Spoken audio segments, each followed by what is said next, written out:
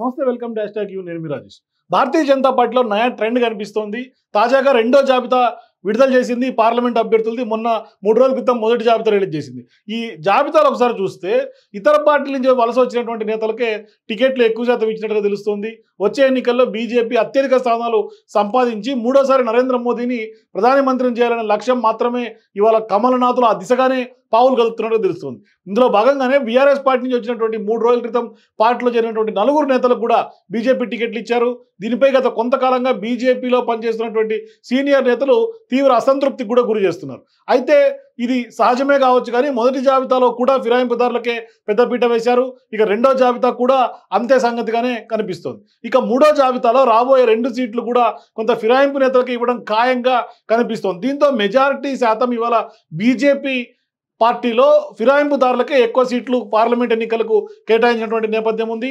ఇక తెలంగాణలో బలపడదామంటున్నటువంటి బీజేపీకి బలమైనటువంటి అభ్యర్థులు లేరా అనే ప్రశ్న ఇవాళ తెలంగాణ వ్యాప్తంగా వినిపిస్తుంది. ఆదిలాబాద్ జిల్లాకు చెందినటువంటి మాజీ మంత్రి, మాజీ ఎంపీ నగేష్ను బీఆర్ఎస్ పార్టీ నుంచి రప్పించి కాషాయ కండువా కప్పిన 3 రోజుల్లోనే టికెట్ ఇచ్చారు. ఇక ఆదిలాబాద్ పార్లమెంట్ పరిధిలో 4 అసెంబ్లీ సెగ్మెంట్లో సిట్టింగ్ ఎమ్మెల్యేలుగా ఉన్నటువంటి బీజేపీ గోండు వర్గానికి చెందినటువంటి గూడెం నగేష్కి బరిలో దించడం ద్వారా విజయం సాధించాలని కూడా ఇవాళ బీజేపీ కొంత ఆ దిశగా ఆలోచిస్తోంది. మరోవైపు ఆదిలాబాద్ బీజేపీ టికెట్ ఆశించినటువంటి సిట్టింగ్ ఎంపీ సోయం బాపురావు, అట్లాగే మాజీ ఎంపీ రమేష్ రాథోడ్లకు తీవ్ర అసంతృప్తి మిగిలిందని చెప్పాలి. దీంతో ఇవాళ వాళ్ళందరూ కూడా అసంతృప్తి జ్వాలతో రగిలిపోతున్నటువంటి పరిస్థితి ఉంది.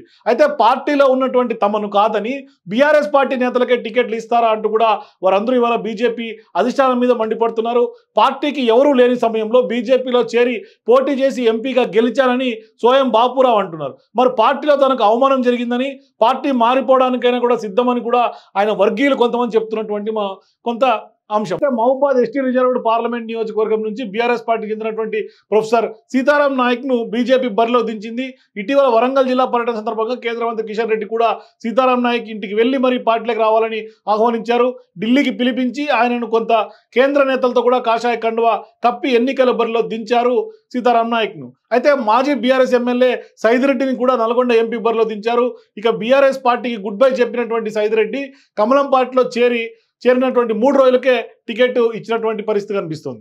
సో ఇక బీజేపీ మొదటి జాబితాలో కూడా కొంత బీఆర్ఎస్ అభ్యర్థులు, కొంత బీజేపీ అభ్యర్థులుగా కొంత ఎంపీ ఎన్నికల్లో బరిలో దించినటువంటి సందర్భం కనిపిస్తుంది. మొదటి జాబితా ప్రకటించడానికి ముందు కూడా Nagarkurnool MP Pothuganti Ramulu, Zaheerabad MP B B Patil కూడా బీజేపీలో చేరిపోయారు.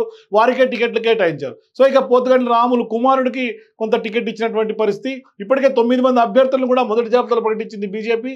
ఇక నిజామాబాద్ నుంచి ధరంపూర్ అరవింద్, కరీంనగర్ నుంచి బండి సంజయ్, భువనగిరి నుంచి బూర నర్సయ్య గౌడ్, మల్కాజ్గిరి నుంచి కూడా ఈటల్ రాజేంద్ర, సికింద్రాబాద్ నుంచి కిషన్ రెడ్డి, హైదరాబాద్ నుంచి మాధవీలత, అట్లాగే జహీరాబాద్ నుంచి బీబీ పటేల్, నాగర్ కర్నూలు నుంచి భరత్, చేవేల నుంచి కొండా విశ్వేశ్వరరెడ్డి పోటీ చేస్తారంటూ కూడా బీజేపీ వాళ్ళని బరిలో దింపింది. ఇందులో కూడా బండి సంజయ్, కిషన్ రెడ్డి మాత్రమే బీజేపీని అంటిపెట్టుకుని ఉన్నారు. మిగతా వారంతా కూడా ఇతర పార్టీల నుంచి వచ్చినటువంటి వారిగానే చూడాల్సినటువంటి అవసరం ఉంది. సో ఇక రెండో జాబితా కూడా కలిపి మొత్తం తెలంగాణలో 15 స్థానాలకు అభ్యర్థులను బీజేపీ ఇవాళ వరకు ప్రకటించినట్లయింది. ఇంకా 2 స్థానాల్లో పెండింగ్లో ఉన్నాయి. ఒకటి ఖమ్మం నియోజకవర్గం కాగా మరొకటి వరంగల్ నియోజకవర్గం. ఈ రెండింటిలో కూడా ఫిరాయింపుదారులకే కొంత ఛాన్స్ ఉండే అవకాశం ఉందనే చర్చ, వాదన వినిపిస్తోంది. మరి ఖమ్మం నియోజకవర్గం నుంచి పోటీ చేసేందుకు ఇప్పటికే పలువురు తీవ్ర స్థాయిలో బీజేపీ అధిష్టానం దగ్గర ప్రయత్నాలు చేస్తున్నటువంటి సందర్భంగా సొంత పార్టీ నేతలకు పెద్దగా బలం లేకపోవడంతో ఇతర పార్టీల నేతలకే పైనే కొంత బీజేపీ అధిష్టానం ఆసక్తిని చూపిస్తోంది. 2 రోజుల క్రితం జలగం వెంకట్రావు కూడా మాజీ ఎమ్మెల్యేగా ఉన్నటువంటి ఆయన పార్టీలో చేరారు. అయితే ఆయనకు టికెట్ ప్రకటించలేదు ఇవాళ వచ్చినటువంటి లిస్టు. మరొక కీలక నేత కూడా బీజేపీ తరఫున పోటీకి సిద్ధమయ్యారనే ప్రచారం కూడా వినిపిస్తోంది. మరి వరంగల్ నుంచి ఆరూరి రమేష్ పేరు ప్రచారంలో ఉంది. ఆయన ఇవాళ రేపో అధిష్టానంతో బీజేపీ కండువా కప్పుకునే అవకాశం ఉందంటున్నారు. ఆ 2 సీట్లు కూడా కొంత ఫిరాయింపుదారులకే ఇస్తున్నారు అనే వాదన ప్రధానంగా బీజేపీని ఇవాళ ఈ అంశం కుదిపేస్తోంది. మరి గతంలో కాంగ్రెస్ పార్టీ ప్రభుత్వంలో మంత్రిగా పనిచేసినటువంటి డీకే అరుణ రాజకీయ మార్పులతో గతంలోనే కాంగ్రెస్ పార్టీని వీడి బీజేపీలో చేరినటువంటి పరిస్థితి కనిపిస్తుంది. ప్రస్తుతం కాంగ్రెస్ నాయకురాలైనటువంటి డీకే అరుణను కూడా ఎన్నికల బరిలో దించింది బీజేపీ అధిష్టానం. దీంతో మరో సీనియర్ నాయకుడైనటువంటి జితేందర్ రెడ్డి అసంతృప్తికి గురయ్యారు.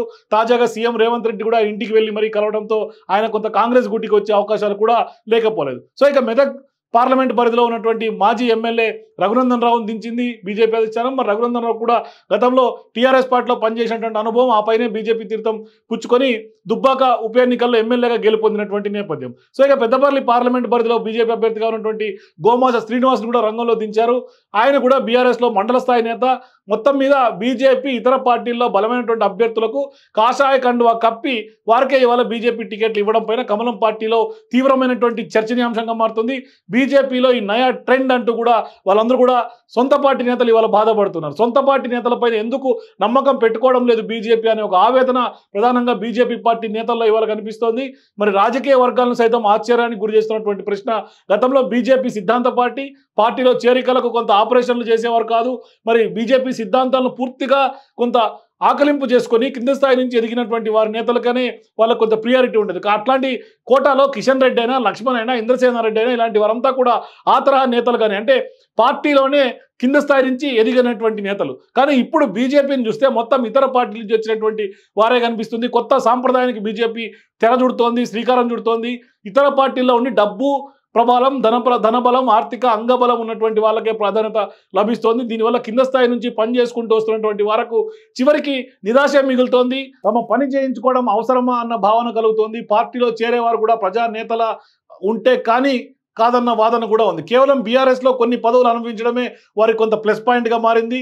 అంత మాత్రాన సీట్లు ఇచ్చేస్తారా అంటూ కూడా బీజేపీ నేతలు ఇవాళ ఆవేదన వ్యక్తం చేస్తున్నారు. ఇలా వచ్చినటువంటి వారందరూ కూడా పార్టీని అంటిపెట్టుకొని ఉంటారా, లేదంటే పదవులు అనుభవించిన తర్వాత ఇతర అధికారంలో ఉన్నటువంటి పార్టీలకు వెళ్ళిపోతారా అనే విమర్శ, చర్చ ప్రధానంగా ఉంది. మొత్తం మీద ఇవాళ బీజేపీలో ప్రధానంగా నయా ట్రెండ్లో భాగంగా పక్క పార్టీ నుంచి వచ్చినటువంటి వాళ్ళకు మాత్రమే, ఫిరాయింపుదారులకు మాత్రమే టికెట్లు కేటాయిస్తున్నటువంటి పరిస్థితి. ఇప్పటికే కాంగ్రెస్ పార్టీలో ఆ కల్చర్ ఎప్పటి నుంచో ఉండింది. గత అసెంబ్లీ ఎన్నికల్లో కూడా అట్లాంటి కల్చరే ఇవాళ స్పష్టంగా కనిపించింది. అది ఇవాళ పార్లమెంట్ ఎన్నికల్లో కూడా అది కూడా కొంత కనిపిస్తుంది. అయితే ఇవాళ బీజేపీలో కూడా సేమ్ అలాంటి ట్రెండ్కే తెర లేపింది బీజేపీ అని చెప్పుకోవాలి. దీంతో ఖచ్చితంగా అబ్కీ బార్ 400కి పార్ అనే ఒక నినాదం బీజేపీ ప్రధానంగా చేస్తోంది. మూడోసారి హ్యాట్రిక్ విజయం కోసం మోడీ ఉర్రూతలూగుతున్నాడు. దీంట్లో ఆ ధీమాలో భాగంగానే ఇవాళ ఎవరైతే గెలుపు గుర్రాలు ఉన్నారో, ఎవరైతే అసలు ఎథిక్స్కి సంబంధం లేకుండా, పార్టీలకు సంబంధం లేకుండా, వాళ్ళ నేతల ఉన్నటువంటి లక్షణాలు కానీ ఏమీ పట్టించుకోకుండా కేవలం గెలిచేటువంటి అభ్యర్థి, డబ్బు పెట్టేటువంటి అభ్యర్థి, ప్రజల్లో ఉన్నా లేకున్నా కేవలం డబ్బు చుట్టూనే ఇవాళ రాజకీయం జరుగుతుంది. దీంతో బీజేపీ కూడా కొత్త ట్రెండ్కు శ్రీకారం చుట్టింది. ఆ దిశగానే తెలంగాణలో కూడా ఆ సాంప్రదాయానికి తెరలేపింది బీజేపీ అని చెప్పుకోవాలి. సో బీజేపీ నయా ట్రెండ్ పైన మీ విమర్శలైనా ప్రశంసలైనా కామెంట్స్ రూపంలో తెలియజేయండి. For more videos please watch #.